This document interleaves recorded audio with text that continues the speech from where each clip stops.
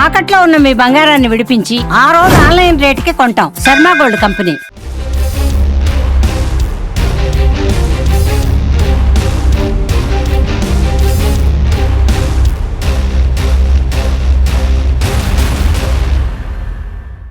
మన శ్రీకాకుళం డిస్ట్రిక్ట్ హెచ్చర్ల మండల పరిధిలో 11/7 ఒక మర్డర్ జరిగింది.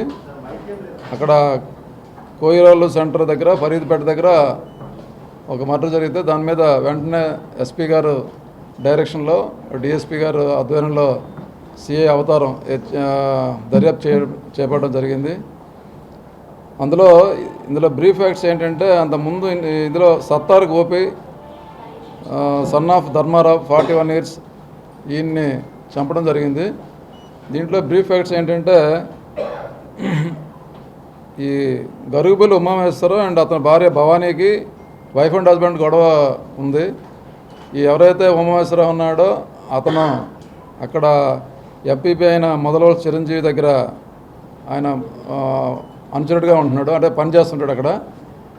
అదే వీరిద్దరు వైఫ్ అండ్ హస్బెండ్ గొడవ మీద వాళ్ళిద్దరు కూడాను ఇతని దగ్గరికి వెళ్తే అతను ఏదో తగ్గు చెప్తే అది ఆ అమ్మాయికి నచ్చలేదు. అది నచ్చకపోతే అమ్మాయి పోలీస్ స్టేషన్లో కంప్లైంట్ జరిగింది. ఆ కంప్లైంట్ ఇచ్చిన దాని మీద మన హెచ్చర్ల పోలీస్ స్టేషన్లో 498 అండ్ 509 IPC కింద, అదే పాత సెక్షన్లు అవి, BNS యాక్ట్ కింద కేసు రిజిస్టర్ చేయడం జరిగింది. ఆ తర్వాత ఏమైందంటే, ఈ అమ్మాయితో ఒక సామాన్లు ఇంట్లో ఉన్నాయని చెప్పేసి ఈ అమ్మాయి ఎప్పుడైతే ఈ మొదలవలసి చిరంజీవి దగ్గర ఆవిడకి న్యాయం జరగలేదు అనుకుందో, ఆవిడ అమ్మినాటి దగ్గరికి వెళ్ళడం జరిగింది, నాకు న్యాయం జరగలేదని.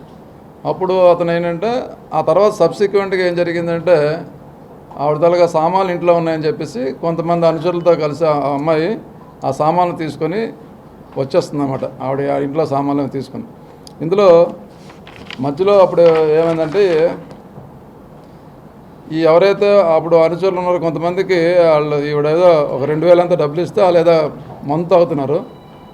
ఈ సోమేష్ అనే ఒక వ్యక్తి ఈ అమ్మాయికి ఫోన్ చేసి, ఈ గోపి అన్న అతను మీ మీద గొడవకు వస్తున్నాడని చెప్పేసి ఫోన్ చేస్తాడు. ఈ అమ్మాయికి ఫోన్ చేస్తే వీడేదో మనకందరికి కూడా మళ్ళీ కొట్టడానికి వస్తున్నాడని చెప్పేసి వీళ్ళందరూ కూడాను వెళ్ళి అక్కడ ఆ గోపితోని గొడవపడి అతని కొట్టడం జరిగింది. అక్కడ ఆయన స్పాట్లో చనిపోవడం జరిగింది.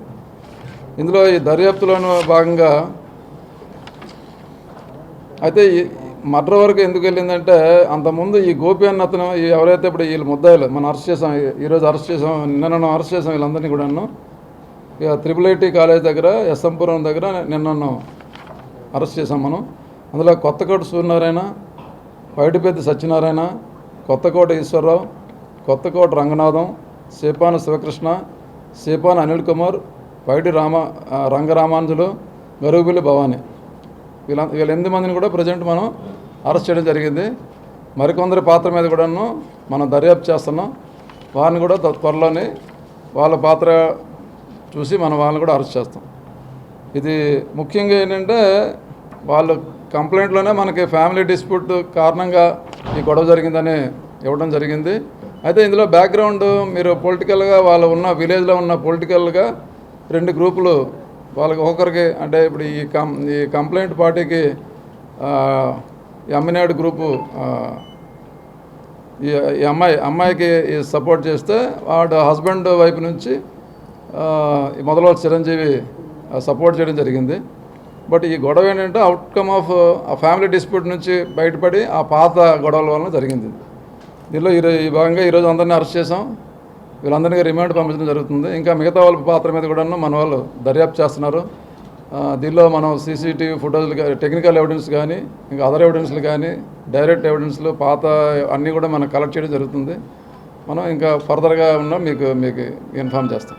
ఈ అమ్మాయితో పాటు వీళ్ళందరినీ వెళ్ళమని చెప్పడము, వాళ్ళందరూ కూడా అక్కడికి రావడం, సామాన్లు అన్లోడ్ చేయడానికే వచ్చారు.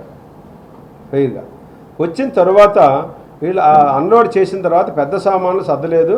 దానికోసం వాళ్ళు మధ్యాహ్నం భోజనానికి వెళ్ళి అక్కడ భోజనాలు చేసి అక్కడ మద్యం ఉన్నారు. ఆ టైంలో ఆ అమ్మాయి వాళ్ళకి ఫోన్ చేసి, ఫలానా సత్తారు గోపి మనకి ఇటువైపు వస్తున్నాడు, నా మీద గొడవకు వస్తున్నాడు అని వాళ్ళకి చెప్పింది. చెప్పే సమయంలో వాళ్ళందరూ కూడా ఎక్కడైతే వాళ్ళందరూ అక్కడ ఒక హైవే దగ్గర బార్లో మందు తాగుతున్నారు, వాళ్ళందరూ కూడా అక్కడికి వచ్చారు. వీళ్ళతో పాటు వీళ్ళకి ఈ అమ్మాయికి సపోర్ట్ చేసిన వ్యక్తులు కూడా వీళ్ళందరూ అక్కడ చేరడం జరిగింది. వీళ్ళందరూ కూడా అక్కడ గుమ్మిగూడి ఉన్నారు. సత్తారు గోపి కోసం వెయిట్ చేస్తున్నారు. గొడవకు వస్తే అడుగుదాము అని, మాట్లాడదాము అని, లేకపోతే ఏమో అన్నది మనకు అప్పుడు తెలియదు. తర్వాత మనకేంటంటే అతను సత్తారు గోపి ఆ కోర్టు ఇద్దరు రావడం, వీళ్ళు వెళ్ళి అడగడం, అక్కడ ఆల్టర్కేషన్ అవ్వడం, వాళ్ళు అక్కడ అందుబాటులో ఉన్న కర్రలు తీసి అతన్ని రోడ్డు మీద కొట్టడం, అక్కడ అందరూ చూస్తున్నారని అతన్ని వెనక్కి తీసుకువెళ్ళి మళ్ళీ అక్కడ అందుబాటులో ఉన్న కర్రలతోటి అతను కొట్టడం, ఒక ఇటుక ఇంకా చనిపోయలేదు అనుమానం ఉండి అక్కడ ఉన్నటువంటి ఒక ఇటుక తీసి తల మీద కొట్టడం అనేది వాస్తవం. దాని ప్రకారం అతను చనిపోయాడు. దాని ప్రకారమే ఐఓ గారు పక్కా ఇన్వెస్టిగేషన్ చేసి ప్రతిదీ కూడా line to line perfect investigation చేసి తప్పు చేసి ప్రతి వాళ్ళు ఫిక్స్ చేశారు. ఇంకా మిగతా ఎవరైతే దీనికి లింకప్ ఉన్నారో వాళ్ళందరి మీద దర్యాప్తు చేస్తున్నారు. దర్యాప్తులో ఎవరెవరు ఇన్వాల్వ్ అయి ఉన్నారని తెలిసిన ప్రతి వాళ్ళని కూడా చట్టం ముందు నిలబెట్టడం జరుగుతుంది.